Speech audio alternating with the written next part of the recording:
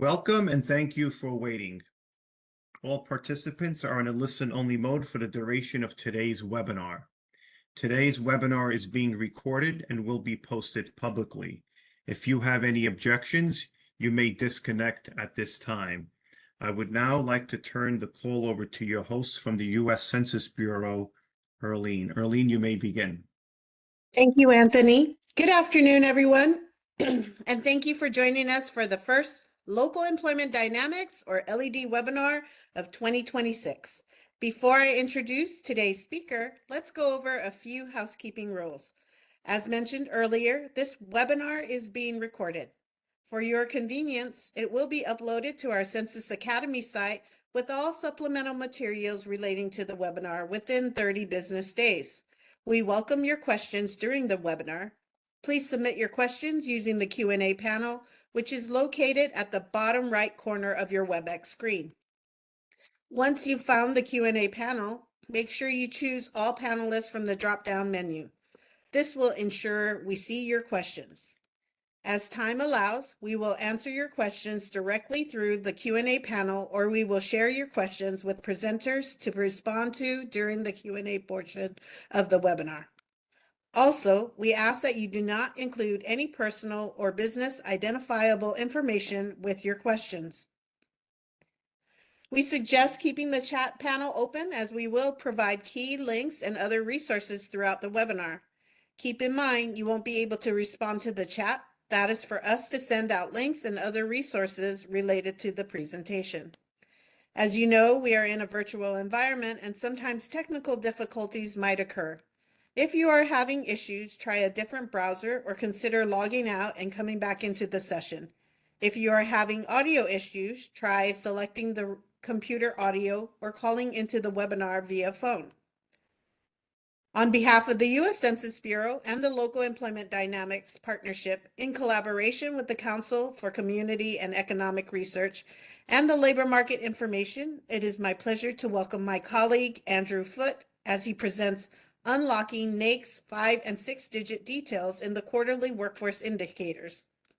This presentation will introduce the newly released North American Industry Classification System, or NAICS, 5- and 6-digit QWI tabulations, and the available demographic and firm level crossings, including sex, age, race, and ethnicity, education, firm age, and firm size at the state level. Andrew Foote is the local economist for the Longitudinal Employer Household Dynamics, or LEHD, research in the Census Bureau Center for Economic Studies. He also serves as the lead researcher for the post-secondary employment outcomes. His research focuses on worker transitions following job loss and labor market outcomes for graduates and how these differ based on local labor demand conditions. Andrew received a Ph.D. from the University of California, Davis in 2015. And with that, I hand it over to Andrew. All right, thank you so much, Arlene, for that introduction. And I'm very excited to talk about the NAICS 5- and 6-digit details that were recently released in the quarterly workforce indicators. This has been something that has been on our mind for a while, and we finally were able to do at the end, the tail end of last year into this year. And we're very excited to sort of share this and also share the updated quarterly QWI Explorer, which we'll be doing a lot of demos in this session on that. So with that, I'm going to start first by giving you an outline of what I'm going to talk about. The first is what the quarterly workforce indicators are. You may have found your way to this LED webinar without having a background of what LEHD is and sort of what we do.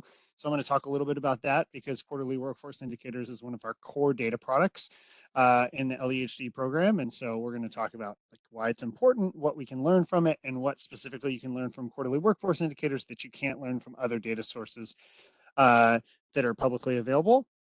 I'm going to do an overview of the new data, as well as discuss some of the updates to quarterly workforce, or to the QWI Explorer, which have enhanced some of the usability. And I'll showcase some of that while I'm showing some of the examples, which are is the last portion of the the last portion of the presentation, where we're going to do a lot of case studies using the QWI Explorer. I'm also going to be providing these links, some of the starting links to you, so that you can use them as launching off points to look at your own state or your own area, to understand more about the industry breakdown in that area. So very excited to share all this today. I'm also going to share a link to the America Count story, which we released about a month ago, that looked specifically using the NAICS, the quarterly workforce indicators at the NAICS 5 and 6 level, looked specifically at a cluster of industries that make up the space economy. And using this new data, we're able to say things about the, where the space economy is growing, what types of workers does the space economy have. And these are really interesting things that you can really only do with this new industry level detail. So very excited about that. And so I'm going to go here to talk about quarterly workforce indicators. So the quarterly workforce indicators, the longitudinal employer household dynamics program takes unemployment insurance wage records, and it which means that we have a link between an employee or the worker and an employer, which is the firm or the establishment. And one of the real powerful things about LEHD is that means that we can link demographic information from the employee and also firm level information from the employer, so to understand more at a very high detail about employment, about hiring, and about the earnings of workers at very detailed levels at both the individual demographic level and at establishment characteristic levels, such as the size of the firm that they work for, the industry that they work in, the workplace of that, the workplace. So very excited about QWI in general. It can give you a lot more detail than any survey can. It gives you a lot more detail than lots of other administrative records, because it's sort of a link between the business side and the person side. It also gives you comprehensive employment flows. The QWI data track these the hires and separations and the turnover rates, as well as net job creation. This is really helpful for understanding not just what is the employment level of this industry, which is a lot of what I'll be showing you, but of the people that were hired in the last year, what share of those people were under the age of 35? Those are the types of questions that you can answer using the quarterly workforce indicators. And that's really powerful because you're able to do a lot of detailed analysis for specific sets of time on demographics. And then you're also able to learn a lot about the earnings. The data set provides average monthly earnings for workers, and you're able to compare the wages of new hires to those who are continuing workers, to understand sort of the composition of people being hired into an industry. And those are just additionally important things to understand if you're working for a state workforce agency. These are things that are really, really helpful to understand, as well as if you're working on the private sector side, to sort of understand what compensation trends look like in your industry using this public use data. So this is a picture that shows you what the previous aggregations that we used to release for the quarterly workforce indicators were. So you can see here the left side of this is all of the worker characteristics. So there's all the demographics, there's sex, age, race, ethnicity, education, and then a few crossings of those: sex and age, race, ethnicity, and sex and education. And then there's a number of business characteristics as well that we release the data by.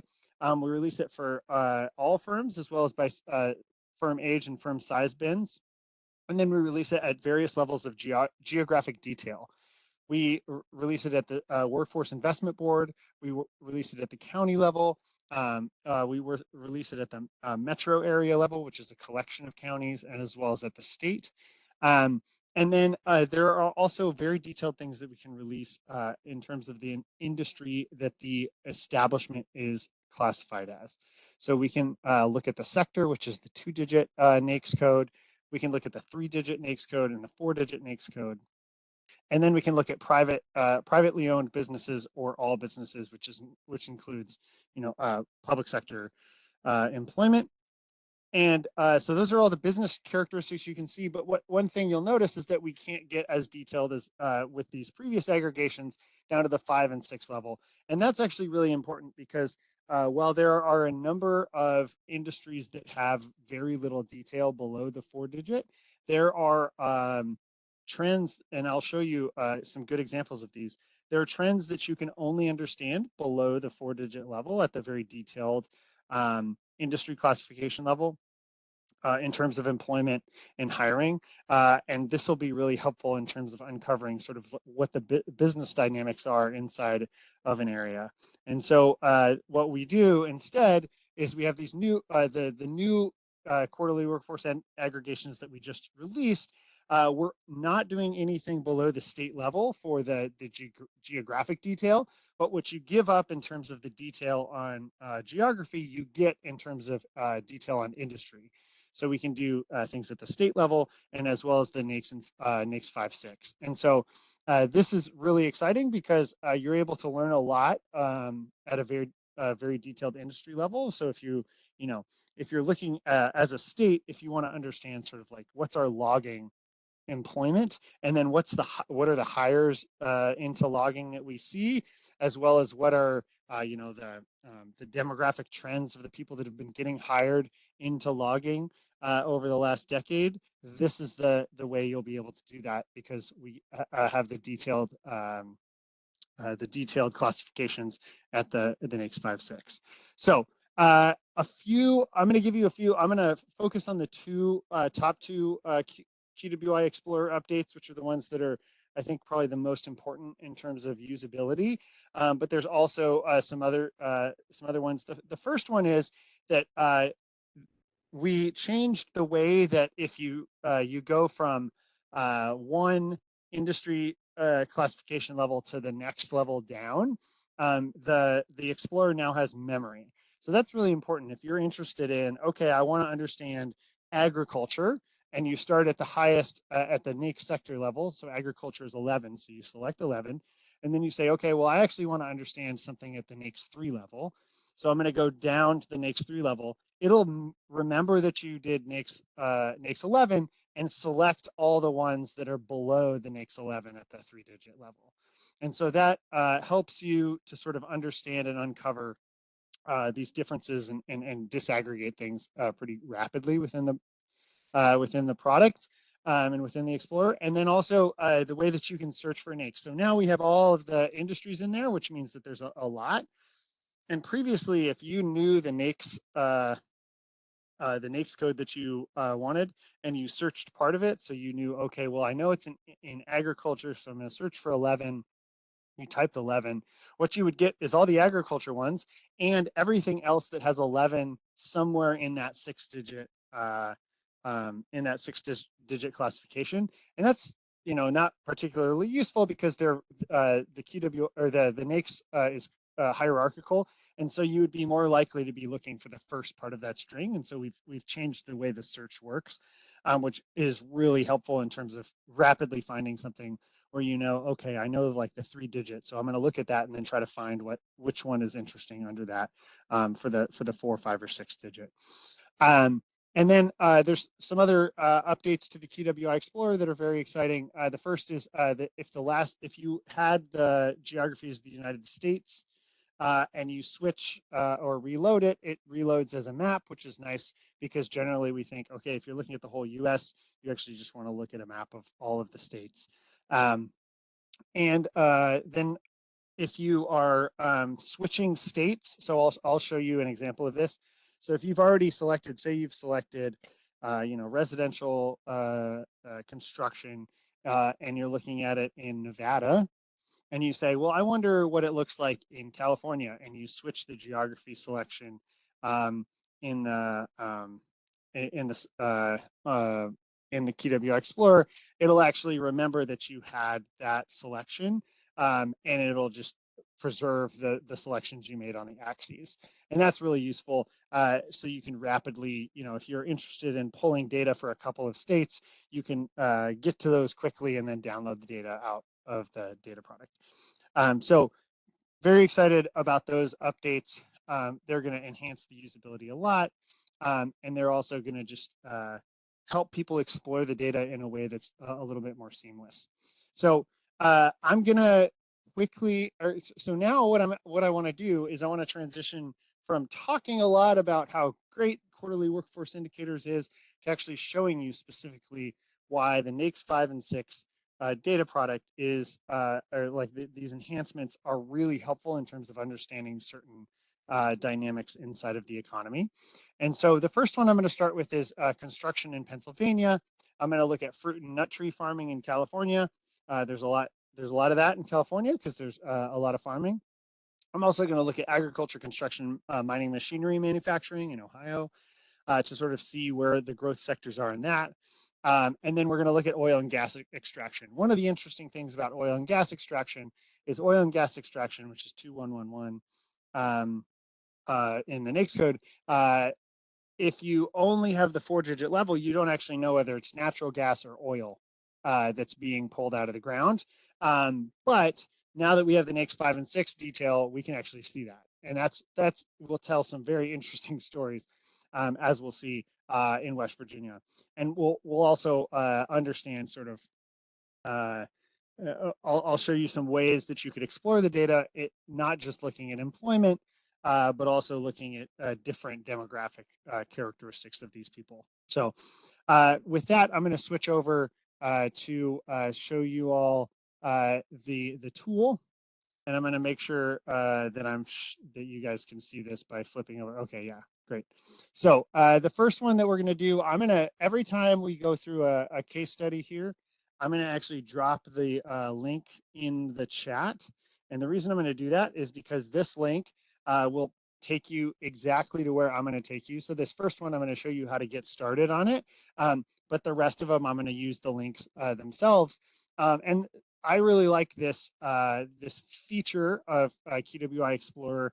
As I'm looking at something interesting in the data, I'm able to then look, find something interesting, and then just share the link and send it to a colleague and say, hey, this is a really insightful thing or something weird that's happening in this particular instance, and we're able to be looking at the same thing, which is great. So the first thing you see if you just log in to QWI Explorer, or if you open up QWI Explorer, is you see something that looks exactly like this. So what I'm going to do instead of that is I'm going to look at, I'm going to select just quarters, and it's going to tell me that it needs to be a line chart, which makes sense. So I'm going to just have that, and I'm going to focus on Q2. So I'm going to select all of the Q2 options, and you can see here, if you click the totals axes, you can select it on and off. So I'm going to do that. And then over here on the group, this is where I want to look at specific industries. And so I'm going to look at the NAICS 4. I'm going to start at the NAICS 4 and go down, showing you that the hierarchical nature. And this error is telling me that there's, that's because I didn't select a geography. It's telling me that we don't do things at the US level at NAICS 5 and 6, or honestly at below the NAICS 3, which is true. And so I have to go select a state here. And so I'm going to go in and I'm going to select Pennsylvania to subset the data, and then it's going to be happy with me. And it's only going to select 100 of the possible NAICS 4 observations, but I don't want all of them, so I'm going to check none and then uncheck this one down here. And then I'm going to search for residential construction. So what we want to look at here is residential building construction. And we're going to see here some very interesting things. So what you can see here is that there was in Pennsylvania up until about 2006, residential construction was growing as in employment. And then with the Great Recession, obviously residential construction collapsed. That's true across the country. And then you can see it sort of slowly getting back, but still not to the peak that it was in 2006. And this is interesting in and of itself, but it actually masks a more interesting story. And so I'll show you that now as I take a pause for some coffee. And what you can see here is if you go to the NAICS 6, so you see the, right now you're at the NAICS 4, you're looking at residential building construction. If you go to the NAICS 6, it's going to automatically select all the NAICS 6 categories that are below residential building construction, which is 2361. And here you see something that's even a really interesting story that is masked by just looking at the 4-digit. At the 4-digit, it looks like it goes down during the Great Recession and then it's slowly recovering. But what actually is happening is one industry saw a large decline during the Great Recession. That's new single family housing construction. And you see here that in 2006 it peaks and then it goes down and it has never recovered since. New single family housing construction in Pennsylvania has effectively not grown in employment count at all since the Great Recession. What has grown during the Great Recession is you can actually see that residential remodelers has been consistently growing, and so that has sort of masked at the 4-digit level this decline in single family housing construction, because what you see here is actually residential remodelers is what's driving the growth in the NAICS 4. And that's really interesting in and of itself. But then the question is, well, so, and these other two new multifamily housing, new housing for sale builders, that's a very small share. What you can now look at is this interesting question of, okay, so we know that residential remodeler is growing as a share. I wonder what the demographic characteristics of that is. And so what we're going to do here is I'm going to select age right here, and we're going to look at all the age categories, and then I'm going to come over to the industries, and I'm going to do the same thing here. So I'm going to look at the NAICS 6. I'm going to go to 2361. And we're going to look first at single family housing construction, and then we'll look at residential remodelers next. And you can see here, I'm going to drop the youngest categories here, and also the very old category, 65 to 99. We're going to focus more on prime age workers. And you can see here for residential, or for new single family housing construction, that all of these age categories fell pretty precipitously. There wasn't that much of a decrease in the 55 to 64 category, and it sort of has stayed that way. If anything, the only age category where things are growing is in the 55 to 64 category, which is pretty interesting. And you could also think about this, if you wanted to, you could normalize by group and get a sense for how the shares of these groups have changed over time. So if you want to normalize on group, it's going to give you the shares. And you can see here, the 35 to 44 year old category, it was at the start of the time series in the year 2000, about 30% of employment.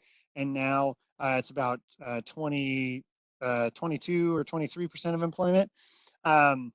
Whereas as a share of the total employment in this NAICS 6 category, in this industry, the share for 55 to 64 year olds has grown a lot, right? It started at under 10% and it's grown about 15 percentage points all the way up to above 20%. And that's really interesting to sort of understanding the age dynamics. There's a lot of concern, about some of these jobs being predominantly like concentrated in older workers, and the difficulty of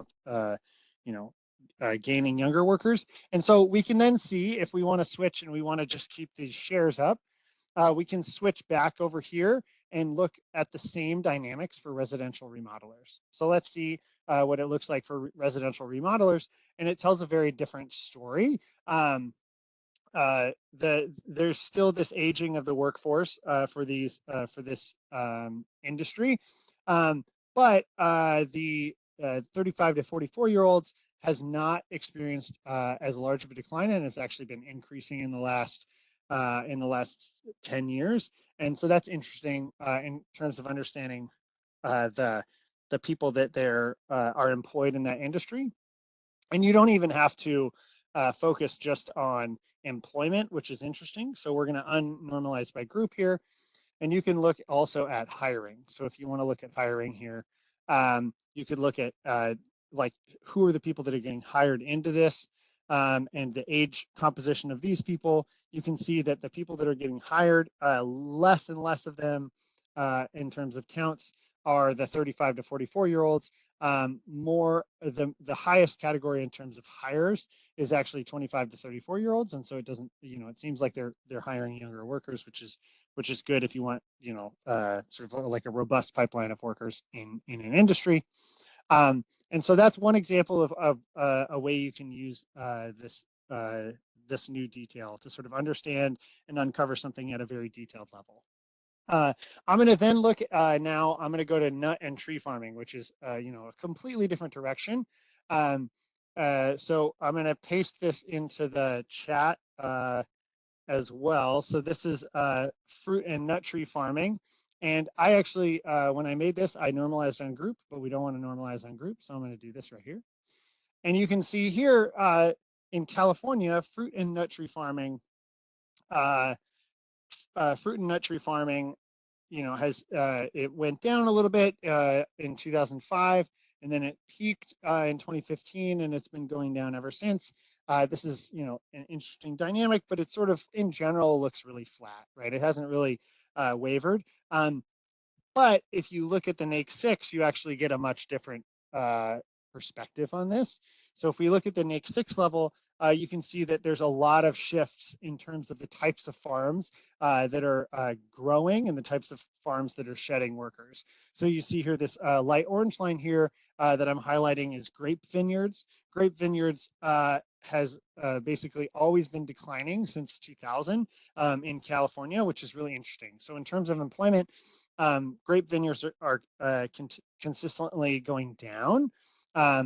And one thing that has been growing the entire time series is tree nut farming. So, if you think about California, you probably think of almonds, or as my friend who was a almond farmer in California, would always correct me that you'd have to say almonds. So there's a lot of almond trees in California. They grow a lot of them, they harvest a lot of them, and so tree nut farming has been consistently growing because of the sort of like the climate, and also that lots of people like almonds now. And so you can see that here, and then you can also see berry farming has been increasing in the last sort of like it went up up through 2015 and then sort of has flatlined.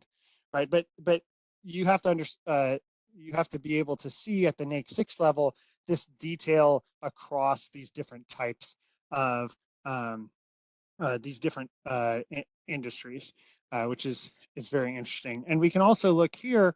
So I'm going to focus now. I'm going to look at ethnicity, so Hispanic, non-Hispanic, and I'm over here going to look up the tree nut farming. And we're going to see something very interesting here. So what's really interesting is for almost the entire time series for tree nut farming, in the state of California, the workforce has been majority Hispanic or Latino, and that actually they've sort of now tied, right? There's been this gap that's closed, and that's really interesting, and something that you would might look a little bit different if you're looking at fruit farming. So let's look at fruit farming and see if it's any different. We can see here. Hold on. Let me make sure it didn't select all. Okay. Fruit.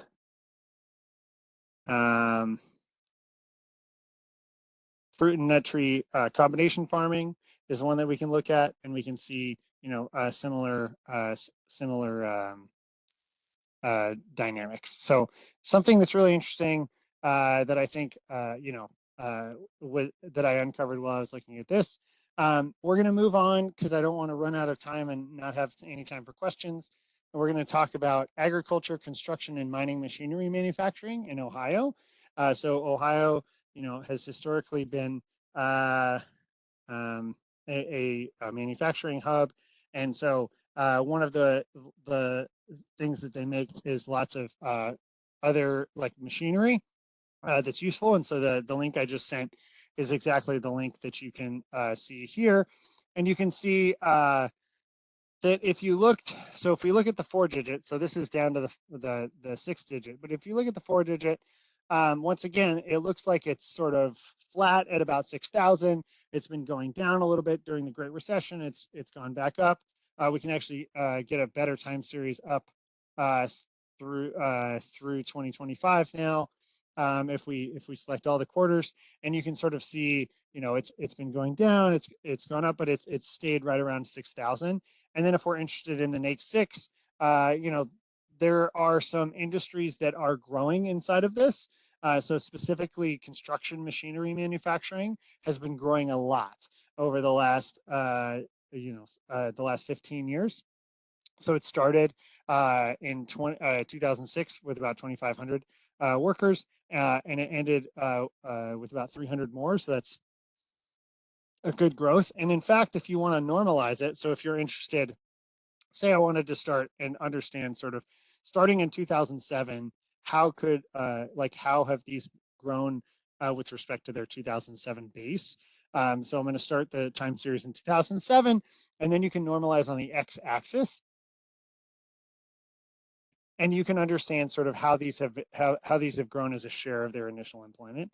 And so oil and gas field machinery and equipment manufacturing had this enormous run up through 2015, and you can see it almost doubled in terms of employment, and it still is, if you look at the actual numbers, it's still about 28% higher than it was in 2007, although that's coming off of a couple years of it being only just about 10% higher.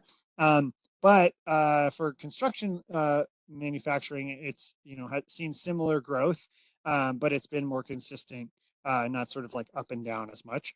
Whereas mining, machinery, and equipment manufacturing has been slowly on the decline. So right now, it's at about 40% of what it was in 2007. And so that's really interesting to sort of understand across all of these machinery manufacturing and the different types of machinery manufacturing, which ones have been growing, which ones have been decreasing. And then you can also do something really interesting, which is you can say, okay, well, I'm interested in this. I'm going to unnormalize this for a sec so we get just the counts for employment. This is really interesting, but what does this look like for a different state? So if we're interested not in Ohio, but we're interested in California, we can go down here and we can unselect Ohio, and then we can go back up and select California. And you can see here that there's a very different story being told. So something that makes a lot of sense, California has a lot of farms, so they need a lot of farm machinery, and farm machinery manufacturing is actually an enormous sort of share of all of employment in California for this this NAICS 4 sector. And oil and gas field machinery has been decreasing since about 2014. So it saw this huge jump up, and then a sort of like consistent decline since then in California. And that's basically the entire industry. There's some construction machinery manufacturing, but not much. And it would also be interesting to see sort of like if we want to look at a border state. So if some of this possibly shifted, if we're interested in it shifting to Nevada, some of these, this is a good example of like if you get so detailed and you're looking at a state that has very less people, it might not show up. So let's look at Oregon instead, and we can see here that for construction manufacturing and farm and machinery, sort of similar things happened. So in 2007 down to 2009, construction machinery, unsurprisingly because of the Great Recession, there wasn't a lot of construction going on, declines a lot, and it's consistently declined since then. Whereas for farm machinery, it's been sort of stable in Oregon. So that's helpful to understand as well. So the last one that I'm going to use as an example is I'm going to look at oil and gas extraction in West Virginia. So like I said earlier, oil and gas extraction is a NAICS 4 level that includes, I'm going to show you it right here. It's 2211. 2111. So oil and gas extraction includes both oil and natural gas under at the NAICS 5 and 6 level. But it's at the 4-digit level, you're actually unable to see something. And so if you just looked at the 4-digit level for West Virginia, you could see here that you would see that the employment has been growing a little bit. It went up, it went down, but there's really not that much interesting going on, and it's unclear. It's hard to understand sort of to what extent this is being driven by oil versus whether it's being driven by gas. And you may know something specifically about West Virginia and have a good guess about that. But if you don't, or if you want to understand more, you can look at QWI Explorer, and you can see sort of in West Virginia, since 2005, oil or natural gas extraction has just exploded. And oil or crude petroleum specifically has been consistently going down. All right, so this is really interesting. You see at the top level, at the 4-digit level, something that sort of tells you a story of flat employment, but that's not actually happening, because at the establishment level, there's a lot more natural gas extraction establishments that are growing in employment, and there's a lot less crude petroleum extraction establishments that are usually shedding employment, right? And we can actually see this. So if you want to look at the, if you're interested in the hires, you could say, okay, well, one thing I'm interested in is in this period between 2000 and, if I want to understand the run up from 2005 to 2010, let's say I want to understand all of the people that were hired in that time period. So I'm going to go to, I want to understand the age of these people. And so I'm going to look at a bar graph here, and I'm going to look at between 2005 and 2010, what share of these people, sort of like for the people that got hired, what share of them, like what did the age categories look like? And you can see here that it's actually really interesting. So for crude petroleum extraction in that window of time, it's about 15% for these middle age categories. I'm going to actually drop, like I did before, these younger and older ones because they're just not particularly informative.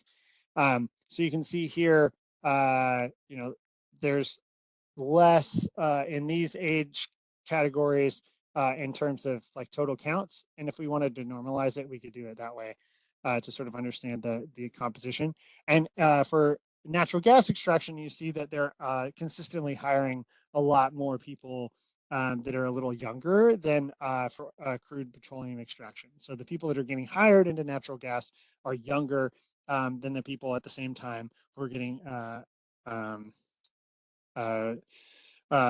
hired into crude petroleum. And that's not super surprising also because they're like crude petroleum's not growing.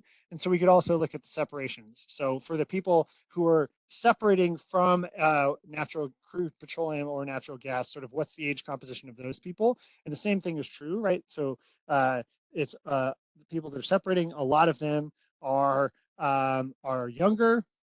But they're also the separations for crude petroleum are overrepresented for the older workers. So this is an interesting, like an interesting example of something you could learn just using the QWI Explorer. And then let's say you're interested in, sending this report to somebody or getting something like using this data to make a different visualization. You could then click share, and you could share the URL, or you could just click to get the report. Or if you literally want like this data in a CSV or Excel format, you can click get data, and you can understand. You could pull it down as an Excel file. You could pull it down to get the comma separated version file, so you could do some more data analysis with it, or put it in a different data visualization. As well as if you wanted to download the chart just as a picture rather than just taking a screenshot of it, so that it would be formatted properly. And so those are all ways that you can share something that you learned with a colleague or someone else that you're working with to sort of understand the workforce in a specific way. So with that, I'm gonna open it up for questions. And so I know that there's some questions, but I've been told Tanja is gonna let me know what what the next question is and all that. And some of it, I'm gonna keep the QWI Explorer up so that we can, if the question is referenced to that, but I'll also go back to the presentation if there's a question specifically about the presentation. So with that, I'll turn it over to Tanja. Thank you, Andrew. Before we get to the questions, as a reminder, the presentation will be accessible on the Census Academy website at census.gov/academy under the webinar tab within 30 days. The links have been added to the chat. Again, please type all of your questions in the Q&A box and keep your questions pertaining to the presentation. The chat has been disabled to our attendees.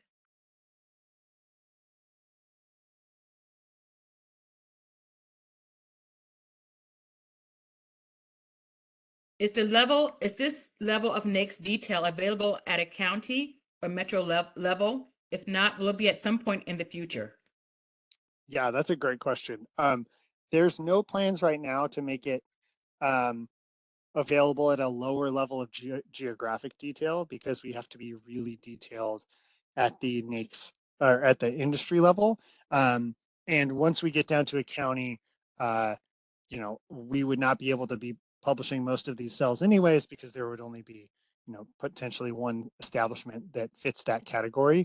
And so we don't have any plan right now to publish anything at the 5-6 at the county level. But for the county level, you can still get to NAICS 4, which in a lot of I've been spending most of this presentation showing you interesting things you can learn below the NAICS 4, but there are a lot of questions you can answer using the NAICS 4 at the county level. So that's, yeah. An API, or at least a machine readable endpoint to QWI, including the new NAICS 5-6 data? Yes. So the API, the Census API, the quarterly workforce indicators is in the Census API, and so you can access that.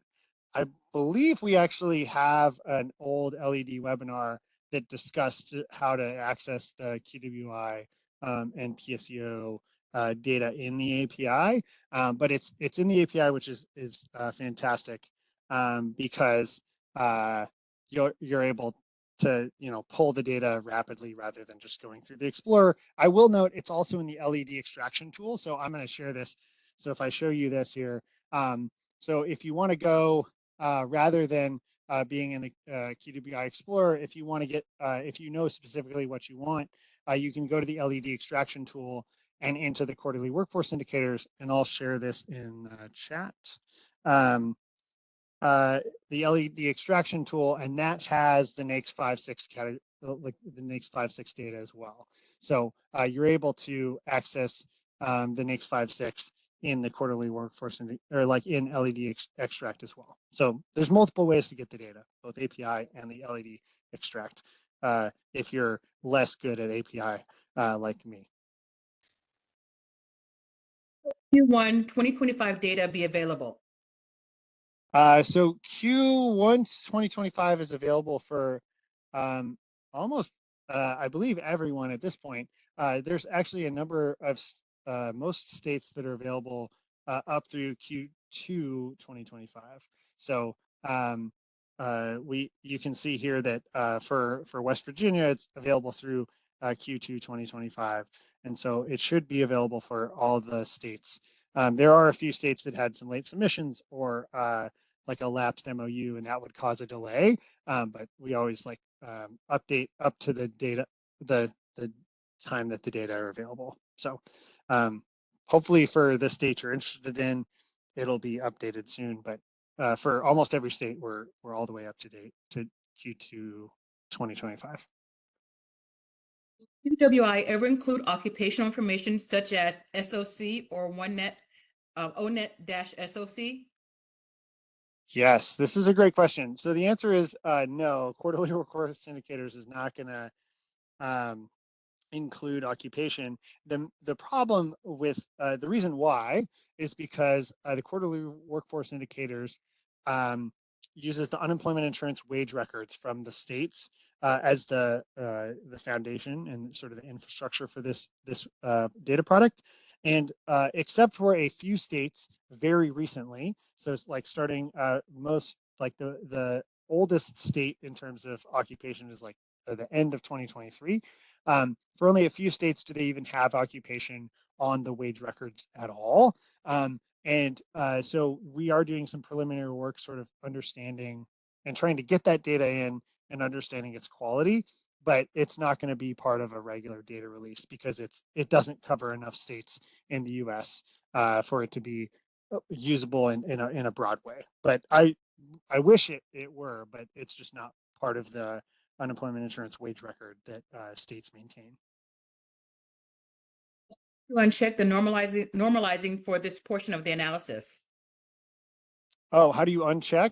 Or why did I uncheck? Oh, because it was, yeah. So I'll show you. I unchecked it because I was annoyed that I had checked it in the first place. So if you see here, I think they're referring to this one here where I set the thing and I normalized it on one group. And so it's just not an interesting thing because it's normalizing on the one group. If you unnormalize it, it's gonna like show up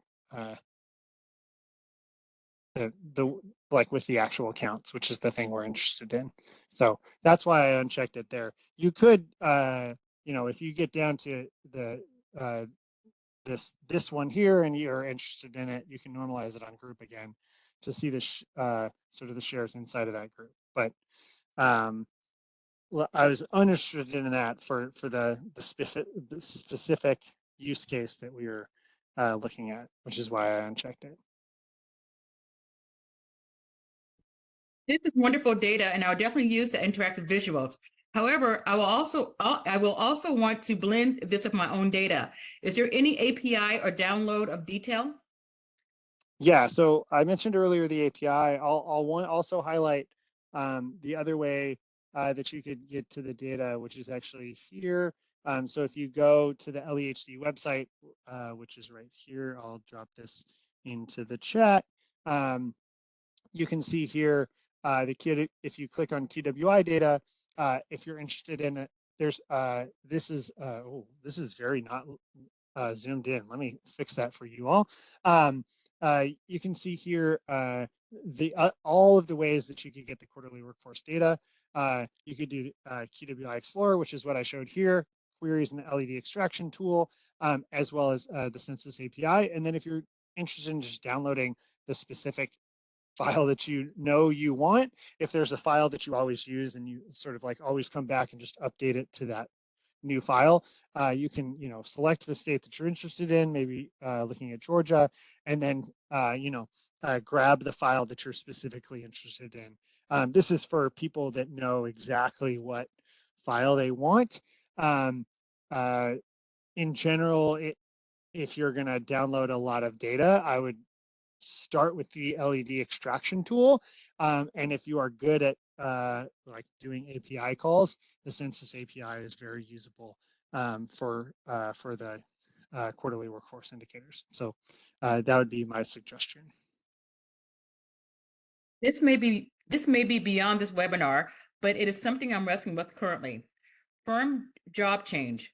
Net change, which you can only use if the select advanced setting consistently says that firms 0 to 1 years old are the biggest contributors to job growth. Other data sources say that it is large firms that are growing. If there is time, help me understand why there is a difference. Yeah, I feel less qualified to answer this question.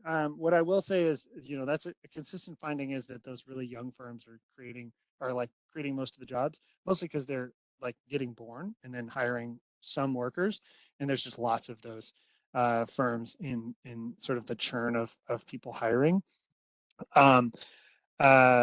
There's a long literature about sort of those firms being the people that contribute the most to job creation, but large firms are the ones that are generally growing, but they also just have lots of people. So yeah, I wish I had a quick link that I could drop in the chat for all of the research in this area, but yeah, that's a pretty consistent finding, and people much more qualified could say interesting things about that. Regarding race, what if the ethnicity is not tracked?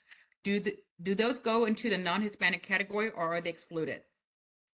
Yeah, so the race ethnicity categories that we use now are the current ones that the census uses, which where race and ethnicity are separate concepts. So you're assigned if in the administrative records that we use, we don't see your race.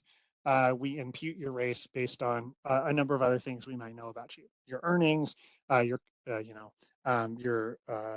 your work location, your residence location.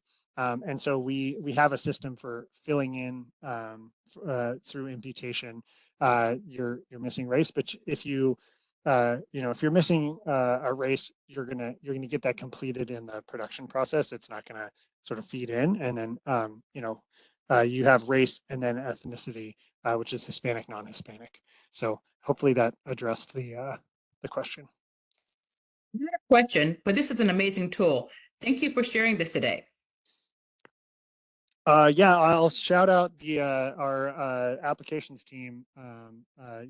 Heath Hayward, Jody Hoonstar, and then Raza Lamb. Raza, who did many of the updates for QWI Explorer this time around, but and then also Chao Ling Zhang for just they make all all of the production staff make CSV files, and then the application staff make it usable for people that are just looking to understand something about the data. So they do an excellent job, and we're really happy to have them as part of the team.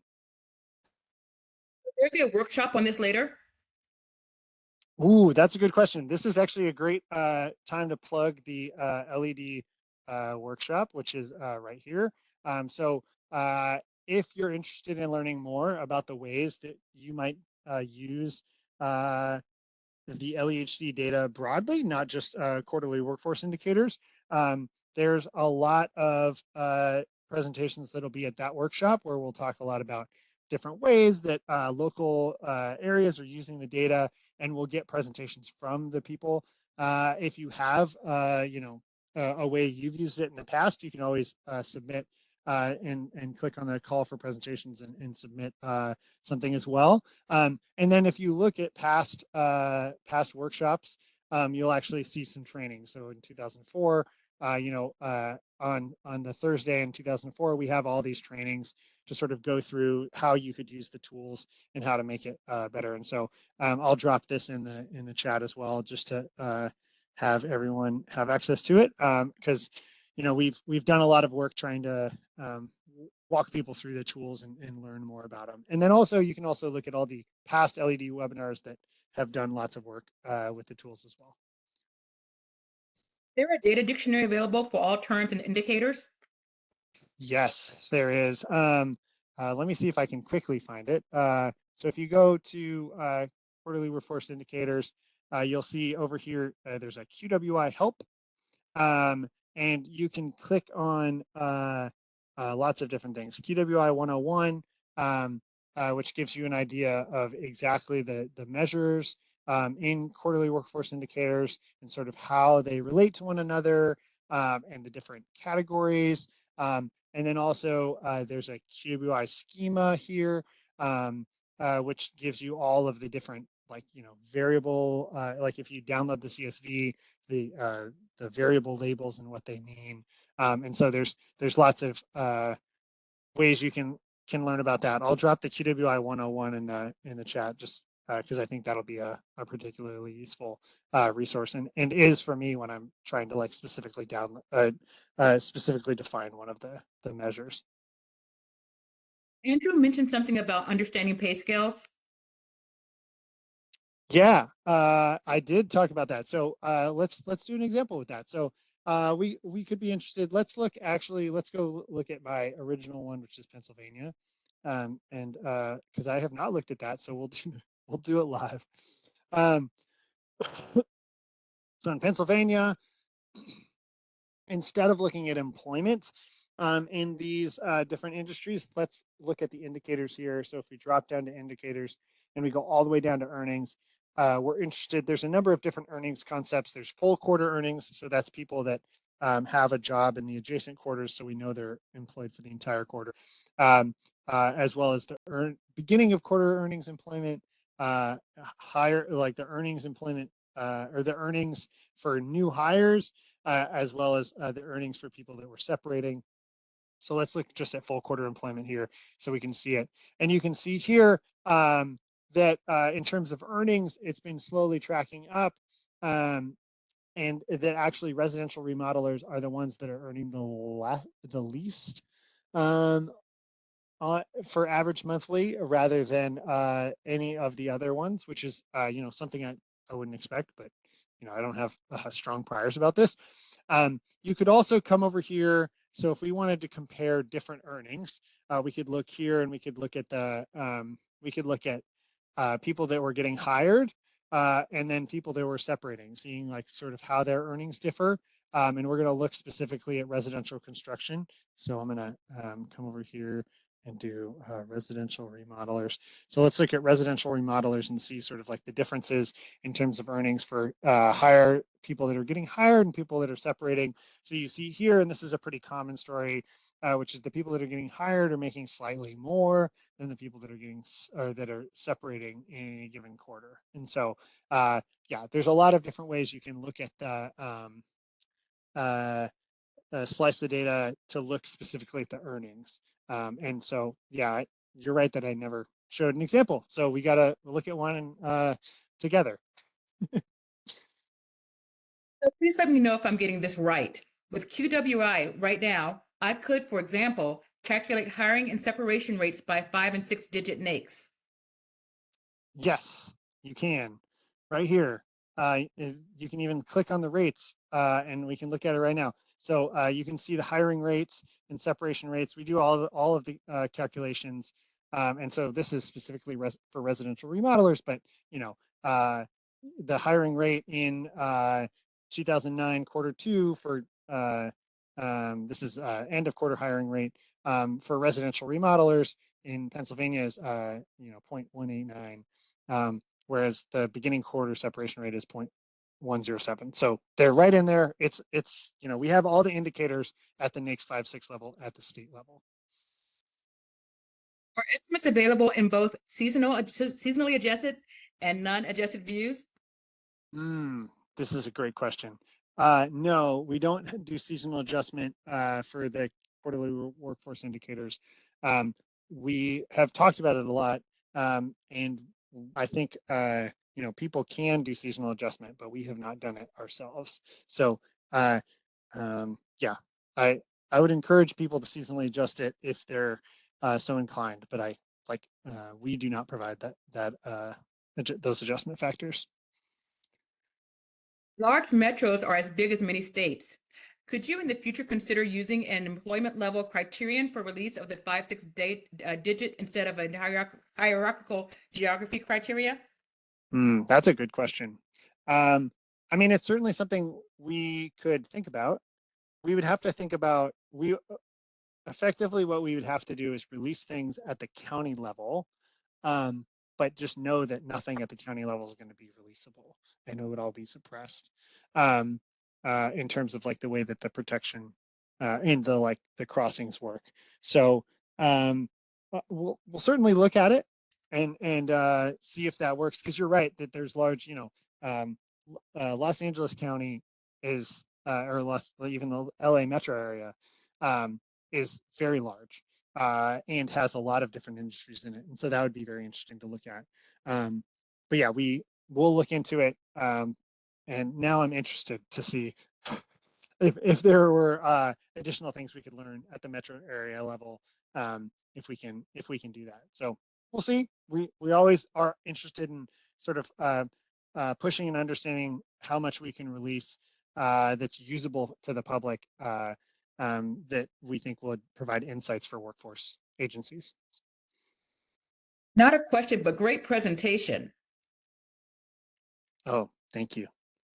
Seconding that comment, that was a very impressive and useful tool. Is this essentially giving a sample as close to a census of employed workers as the QCEW? Yeah, so this is very related to the QCW. In fact, the quarterly we get a file that's the establishment level file from the states that is effectively the quarterly census of employment and wages that BLS gets as well. The thing that we add that's specific is BLS only has employment levels or like employment counts at those very detailed levels, but we can then connect those jobs to the demographic side as well, and also see hires and separations, which the quarterly census of employment and wages cannot see because they're just seeing employment levels like employment in month 1, 2, and 3. And so it's very related in that the QCW is effectively an input into this data product and sort of like a key portion of the infrastructure for LEHD. Difference in industry definition and or functional difference between 5 and 6 digit, and how many and how often are they updated? Yeah, so there's the difference in industry definition and functional difference between NAICS between 5 and 6 digit. So 6 digit is national industry, 5 digit I'm forgetting the official name for, but they're updated. The NAICS categories are updated every 5 years in concert with the economic census. So every year that ends in a 2 or in a 7 is an economic census year. And so the next time these will be updated is 2027. So yeah, they'll be, but in general, there's not a ton of updates at the, well, there are updates at the NAICS 6 level. You'll see some shifts, but it's, yeah, I think I'll leave it there. Andrew will be willing to provide his email. I went ahead and put the QWI sure. feedback on there. Yeah, you can if you email questions, the sort of the QWI feedback is the best way to get answers about quarterly workforce indicators. And then any questions that are sort of like specifically aimed at me will sort of get passed on to me through the like feedback process. So I certainly get my fair share of emails forwarded from that inbox. Do you do QWI for federally recognized tribal nations? I don't think so, but I don't know the specific answer. That's something, if you can email that question to the QWI feedback email, we will answer it. I don't know off the top of my head, and I don't want to speak incorrectly. That's what, yeah. What are the number of establishments at the 6-digit level, and is it worldwide? What is the number of establishments at the 6-digit level? Ooh, I don't know the answer to that question. It depends on the 6-digit, right? If you're talking about the number of like possible NAICS 6s, which is a different question, there's 1,012 NAICS 6s, like different categorizations. It's not worldwide, but it is, you know, it came around because of NAFTA, because we had to do trade negotiations and understand what industries fell in and out of things. So that's why it's the North American Industrial Classification System. So there are similar classifications for other countries that sort of use a similar hierarchical nature. Different industries where employees are exposed to lead. To get an idea of the number of employees subject to exposures in a particular industry, would you recommend using a single quarter or annual averages? If you recommend a single quarter, which one would be the best to use? Ooh, that's a good question. If you're trying to capture like the number of workers that are in that industry in a given year, I would probably do something at the annual level. Whenever I'm looking at time series graphs where I'm just like trying to find counts, I use quarter 2 by default, because quarter 4 and quarter 1 can sometimes be wiggly in some industries, and so I've just always defaulted to quarter 2. But I would look at the annual level in general, if you're specifically interested in like a count of people that are exposed. Are there 7 or 8 digit codes that provide even finer detail or plans to do so?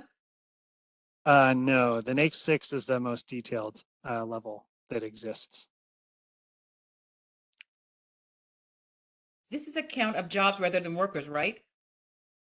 Yeah, that's correct. So workers can have multiple jobs. So it's every job is like a relationship between an employee and an employer.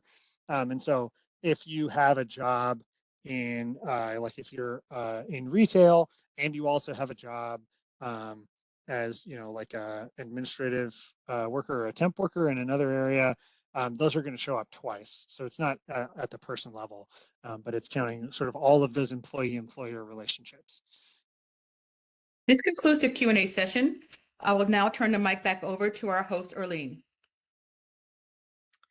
All right, well, wow, that was a lot of questions, so great job. Thank you so much. I just want to say thank you, Andrew, before we get, thank you, Andrew. And do you have any closing remarks?